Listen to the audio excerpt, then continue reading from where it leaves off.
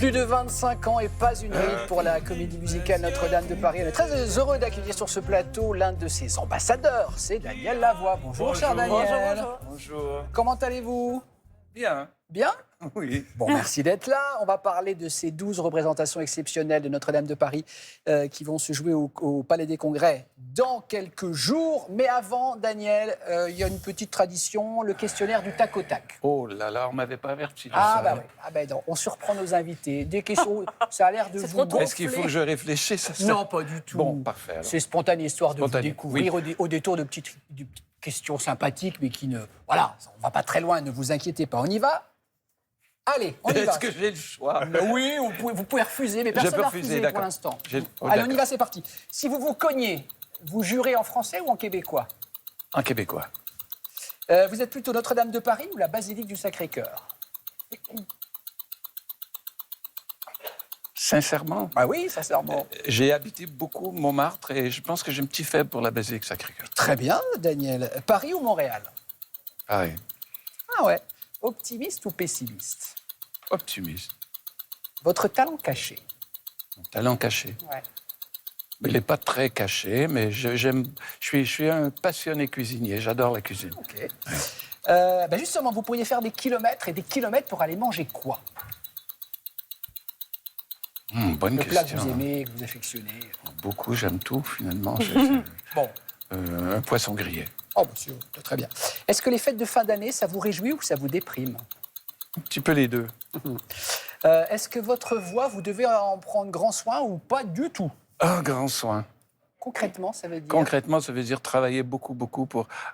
Quand j'étais plus jeune, je ne m'en occupais pas du tout, mais avec les années, j'ai dû m'y attarder un peu plus longtemps. Bon, c'était très bien, ce tac au tac. C'est tout? Oui, vous voyez, il fallait pas s'en faire une montagne. Si vous disiez que vous juriez en québécois, si vous vous cognez, ça donne quoi? Ah, maudit tabarnak. d'accord. Bien sûr. C'est le grand classique. Eh oui. Allez, Notre-Dame de Paris revient pour 12 représentations exceptionnelles. Donc, c'est au Palais des Congrès, évidemment, comédie musicale incontournable signée Richard Cocciante et Luc Plamondon. Donc, c'est du 19 décembre au 4 janvier, donc au Palais des Congrès de Paris. Regardez, évidemment, ça donne ça, Notre-Dame. Il est foutu le temps des cathédrales. La foule des barbares est aux portes de la ville. Et celui qui lui jettera la première pierre, celui-là ne mérite pas d'être sur terre. Oh Lucifer, oh laisse-moi rien qu'une fois glisser mes doigts dans les cheveux d'Esmeralda.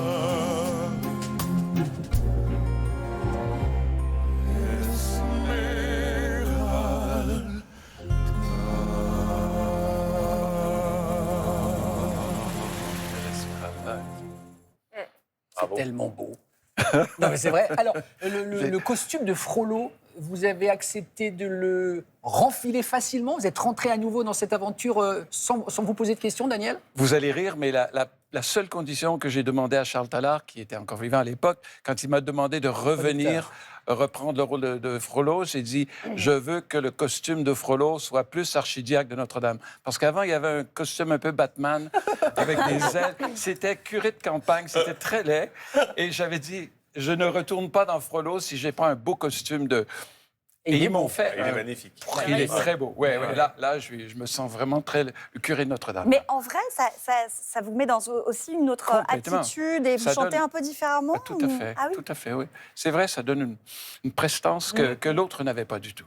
Avec des petites ailes en cuir, c'était vraiment Ah très ouais. laid. Mais là, vous étiez en position de force en disant « Je veux absolument ce costume » et vous l'avez obtenu. C'est ça qui est bien. On rappelle- Oui. Pardon, Daniel, on rappelle le carton quand même. Ce sont 20 millions de spectateurs dans le monde, en 10 langues, anglais, italien, espagnol, russe, coréen, français, flamand, polonais, mandarin et kazakh. Des troupes un peu partout. Même vous, je crois que vous avez chanté dans la version anglo-saxonne, Daniel. On a créé la version anglaise à Londres en 2000 ou en 2000. Ouais. Mais depuis, c'est surtout en français. Notre-Dame tourne en français partout dans le monde maintenant. Donc en Chine, ou cette année on va en Roumanie, on va en Hongrie. Et ce sera en français partout. Quand vous dites on, c'est vous, Daniel Lavoie. Moi, je continue à tourner avec Notre-Dame de Paris. D'accord. Pas toujours, parce qu'eux tournent à l'année. Et moi, faire 12 mois de tournée, ça ne m'intéresse pas trop. Mais de temps à autre, je vais faire un petit tour de Frollo. Vous avez besoin d'y revenir. C'est pas désagréable. Ouais. Et on imagine que, alors on célébrait il y a quelques jours les 1 an de la réouverture de la cathédrale Notre-Dame. Est-ce Ouais. que ça a relancé un peu l'engouement pour la comédie musicale? Vous l'avez pas forcément senti, Je n'ai pas ça fait d'études de baisser marché. Hein. Et Je dans ne le saurais monde, pas dans le monde, vraiment. probablement. À Je crois que les l'international, deux sont un peu symbiotiques. Hein. Je pense qu'ils s'aident l'un l'autre. Notre-Dame de Paris fait un peu de promo pour Notre-Dame de Paris et Notre-Dame de Paris fait de la promo pour Notre-Dame de Paris. Voilà. Un document incroyable. Nous sommes à la rentrée 1998 sur, je crois que c'est France 2, à l'époque, je crois qu'on a basculé d'Antenne 2 à France 2. C'est l'émission de Jacques Martin. Et vous venez, tous les trois, présenter donc, cette chanson, Belle, au public français qui ne l'a jamais entendue. Et regardez ce qui va se passer à la fin. Vous allez entendre la voix de Jean-Claude Brialy parce que Jacques Martin était malade à cette époque-là. Mais regardez, donc les gens découvrent la chanson Belle et alors là, ils se lèvent spontanément. Comme si cette chanson, à la première écoute, on savait que c'était un succès incroyable. Regardez ce document. Oh Lucifer, oh laisse-moi rien qu'une fois glisser mes doigts dans les cheveux d'Esmeralda.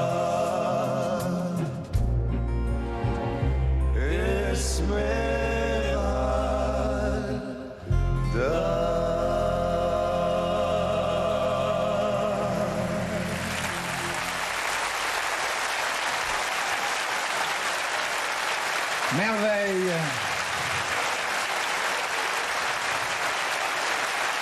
Merci. Merveille, merveille, merveille.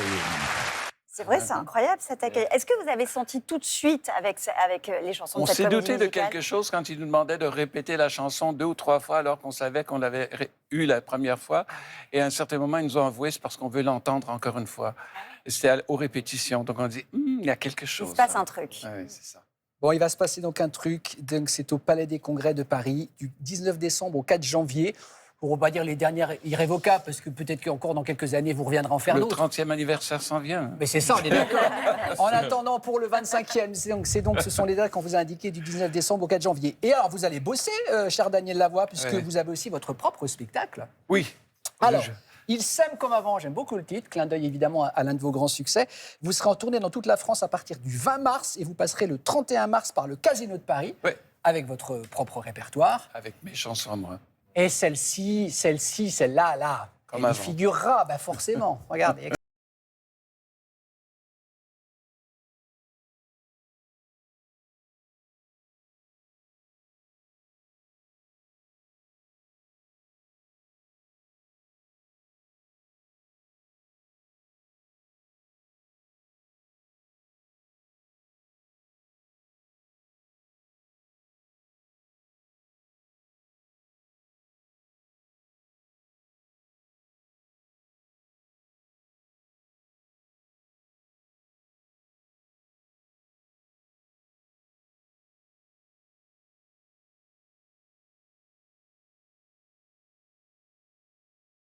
Très fort. J'ai travaillé très fort pour trouver une adaptation qui corresponde et finalement qui était beaucoup mieux que la version anglaise.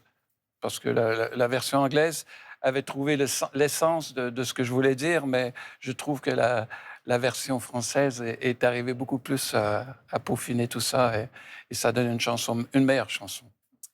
Donc vous êtes dans toute la France à partir du 20 mars et donc on le disait le 31 mars au Casino de Paris avec donc ce nouveau spectacle.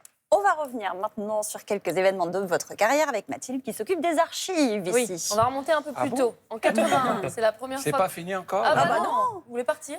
On a Ne bossé vous pour inquiétez vous. pas, Daniel, Vous ça avez va bien bossé se pour passer. moi. Bah oui. Ça va bien se passer. Ok, d'accord. Ça va bien Nous sommes en 81 dans l'émission culte Les Visiteurs du mercredi. Et le moins que l'on puisse dire, c'est que vous êtes vraiment un passionné de musique. C'est pas celle-là. C'est pas celle-là, c'est pas celle-là, c'est pas celle-là. Revenez, c'est pas la bonne vidéo. C'est pas la Là, bonne on vidéo. était parti à la piscine. Oui, mais on va- c'était pas ça. On va trouver Là, on des doit gènes. partir sur les bancs de l'école. Mais ça, c'était moi, ça. Oui, c'était vous aussi. Mais qu'est-ce que je C'est foutais vous là pour après. C'est vous, oui, vous chantez au milieu des bébés nageurs. C'est une scène assez improbable. Ah oui, je me Est-ce souviens. qu'on peut oui. retourner en 81, donc voir comment vous avez découvert un peu la musique, où vous jouiez déjà d'un instrument un peu particulier sur les bancs de l'école? Quand j'allais à l'école, j'aimais encore faire de la musique. Mais vu que je pouvais pas amener ma guitare, que je traîne avec moi depuis bien des années. À l'école, je m'étais fait un petit instrument. Dans mon pupitre, j'avais planté des épingles de différentes longueurs. Et tu Dans jouais le bois de mon pupitre, j'arrivais à jouer des mélodies comme ça. avec le doigt et avec un crayon? Avec un crayon, ça allait très bien. Un instrument avec des épingles. C'était vraiment la vocation déjà. Bah, j'ai commencé à faire de la musique, j'avais 4 ans et je crois que je n'ai jamais vraiment arrêté. Donc. Vous avez même Pourtant- joué du saxo, hein, je crois. J'ai joué du saxo. Ouais, c'est ça. Mon premier boulot comme C'est musicien, ça. c'était saxo dans un groupe rock. Mais pourtant, je crois qu'à un moment donné, vous avez quand même failli être instituteur dans le Grand Nord. Donc rien à voir. J'avais pensé de faire ça. Je voulais aussi entrer en médecine et puis la musique m'a accroché. Ça a et puis, rattrapé. voilà, et c'est- c'était foutu. Bon, en tout cas, vous avez bien fait. Et on sent que c'est vrai que vous êtes vraiment habité par la musique, puisque vous chantez partout. À la piscine municipale, on l'a vu, on va le revoir, au milieu des bébés nageurs. Improbable. Vous chantez là, sur le rebord de la piscine, ça ne devait pas être simple. C'est drôle. C'était pour l'émission Mégahertz en 82. Et alors, je ne sais pas si vous vous souvenez, le journaliste, pour vous interviewer, s'était dit, bah tiens, si je me jetais à l'eau, Non. et vous flottiez sur la piscine. Je crois que c'est Alain Menval, ça. On va regarder, regardez.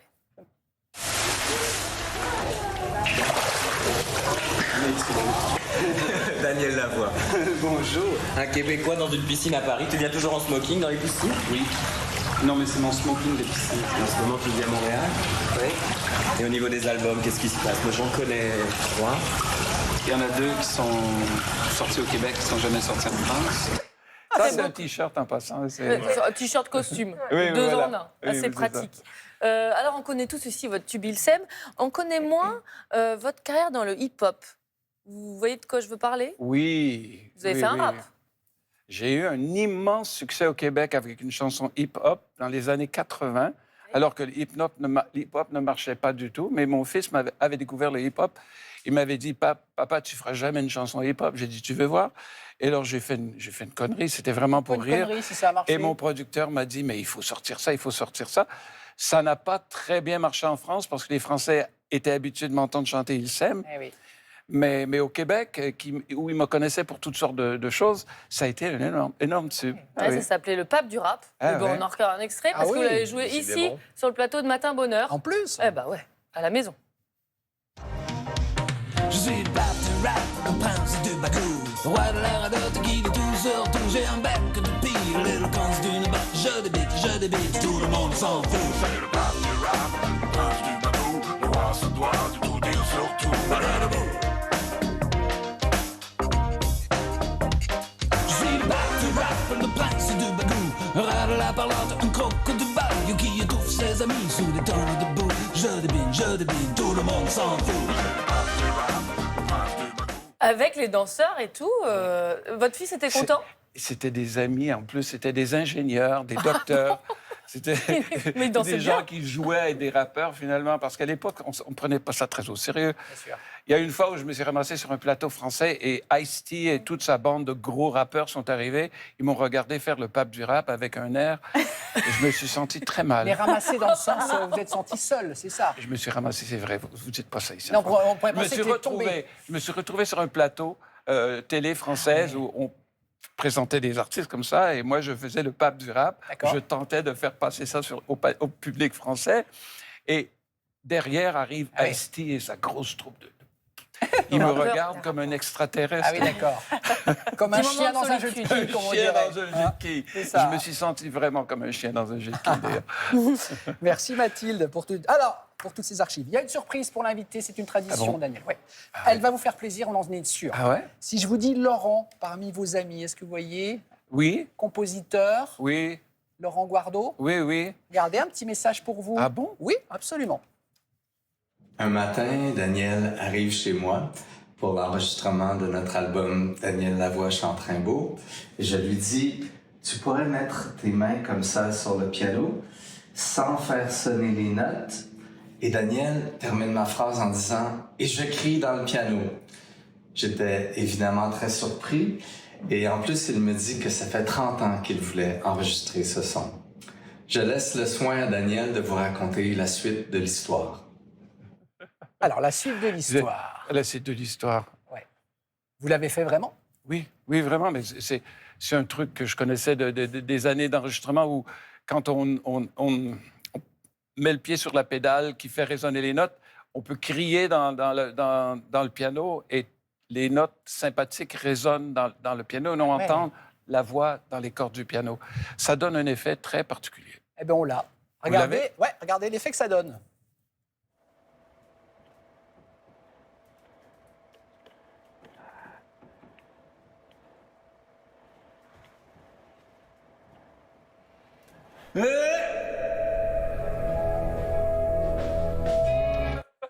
Ah bon, on a appelé le monde. Allez chercher ça. On a appelé le monde entier, Daniel, pour les surprises. Elle est belle, la Ça surprise. va faire du bien. Elle est pas mal, hein. Ça a l'air- Merci à lui pour cette surprise. Merci à Laurent Guardo. Merci, Laurent. Julia, c'est à vous, il est temps de découvrir une autre facette de notre invité avec vous. Exactement, parce que moi, je me suis intéressée à Daniel, Joseph, Hubert, Gérald Lavoie. Oui. Donc l'homme qu'on connaît un C'est petit le peu même. moins. Alors on a vu que vous aviez un petit cœur de rappeur qui battait quelque part. Et moi, j'ai vu aussi que vous aviez vécu certaines aventures. On ignore par exemple qu'il y a quelques années, vous jouiez et chantiez à Trois-Rivières dans un bar qui s'appelle la Maison Blanche, où les Il n'y a clients... pas des photos de ça, c'est Non, pas non, possible. non, j'ai pas de photos. Non, j'en ai pas trouvé. Ouais. Mais les clients étaient très agités. Qu'est-ce qui se passait dans ce bar? C'était un bar de mafia à Trois-Rivières. Oui. Et oui, les pistolets sortaient souvent sur le piano. Et je me souviens d'un soir où il y avait deux qui parlaient très, très fort. Et il y a un mec qui sort son fusil et et que ça commence à... Et la serveuse arrive et dit, « Hey les gars, vous voulez jouer au cowboy, allez dehors. » Et vous chantiez au milieu de tout le Et monde. moi, je chantais. Ah ouais. Et oui, je chantais dans un piano-bar. Je commençais, j'avais 20 ans, j'avais 21 ans. Et les garçons l'ont écouté, ils ont pris leur fusil, ils sont partis dehors. Ah, comme quoi, vous voyez. Et une fois qu'on a chanté dans de telles circonstances, on peut chanter dans le monde peut entier, tout faire. partout. On hein. a moins peur. Voilà, c'est ça. C'est ça. Alors, on ignore aussi que vous êtes franco-manitobain. Ouais. C'est-à-dire qu'on pense un peu à tort que vous êtes québécois, enfin que vous êtes né au Québec. Vous êtes né dans le Manitoba, au sein d'une petite communauté francophone, au cœur d'une grande communauté anglophone. Et vous dites que vous vivez un peu votre francophonie en secret à l'époque. Pourquoi? On était une toute petite communauté francophone. Mes parents insistaient pour que nous parlions français. Et on avait quand même une communauté francophone, mais on était vraiment noyés dans un océan d'anglophonie. Donc, il ne fallait pas trop manifester notre francophonie parce qu'on était quand même minoritaire. Donc, j'ai connu ça, ce petit côté minoritaire Vous vous sentiez ethnique? de survie. Et d'ailleurs, c'est assez étonnant que je parle encore le français parce que normalement, je devrais parler seulement anglais. Et comme la plupart des enfants de mon village, d'ailleurs. Mais vous résidez à l'année en France, Daniel, ou au Canada?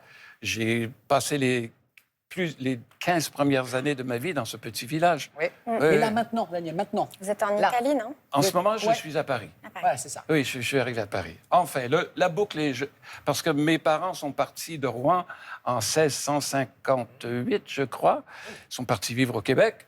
Et puis, voilà, je reviens 300 ans plus tard. Et la boucle. J'ai bouclé la boucle. C'est ça. Alors, j'ai deux photos à vous montrer. On a vu avec les archives de Mathilde que vous portiez très bien la moustache. Regardez ces deux photos. Alors, il y a une photo de vous et une autre de Donald de Lautrec. Vous dites en interview qu'à partir du moment où vous avez coupé votre moustache, votre carrière a décollé. Qu'est-ce que ça veut dire? C'est un peu dur, non, pour cette moustache? En fait, c'est peut-être le hasard. Mais j'ai coupé ma moustache quand j'ai vu que tous les flics et les pompiers avaient des moustaches. Je me suis dit, bon, c'est plus cool. C'est pas cool d'avoir une moustache parce que tout le monde avait la moustache. Et donc, j'ai coupé la moustache. Et effectivement, comme par hasard, j'ai fait un album sur lequel il y avait Ilsem et ma carrière a vraiment démarré, effectivement. On vous Je ne crois confondait- pas que ce soit la moustache qui ait changé. Non, c'est le hit, c'est le talent. Normalement, c'est le tube qui fait Bah la oui. différence. C'est pas la moustache. Et on en parlait tout à l'heure, Notre-Dame de Paris. Vous dites que quand vous avez découvert Notre-Dame, vous vous êtes dit ça va être sympa, je vais m'amuser, mais ça n'a pas du tout marché. Je ne croyais pas que ça pouvait marcher. On était au début des années... On était mi-90. Et puis, ce qui marchait, c'était beaucoup du disco. Le mélange de musique qui marchait à l'époque à la radio était bizarre. Les radios exigeaient en général une chanson de 3 minutes.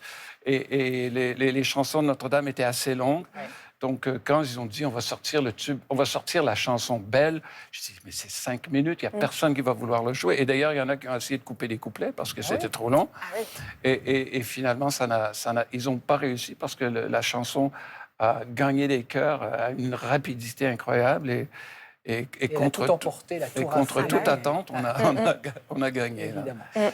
Merci beaucoup, Julia. Si vous n'avez jamais vu Notre-Dame de Paris sur scène, allez-y, vous allez vous régaler. La mise en scène est extraordinaire. C'est toujours aussi bon. Ah ouais, Je on crois prend que plein c'est les yeux, peut-être même mieux parce que ça s'est poli avec les années et l'équipe en ce moment est extraordinaire. Du 19 décembre au 4 janvier, donc c'est au Palais des Congrès de Paris. Et puis allez applaudir également Daniel Lavoie, en tournée dans toute la France à partir de mars dans son spectacle « Il s'aime comme avant ». On vous remercie d'être venu nous voir. Merci de me recevoir. Je commence à me réveiller. Merci. Non, vous étiez bien réveillé. Hein. Merci Oui. beaucoup et à bientôt.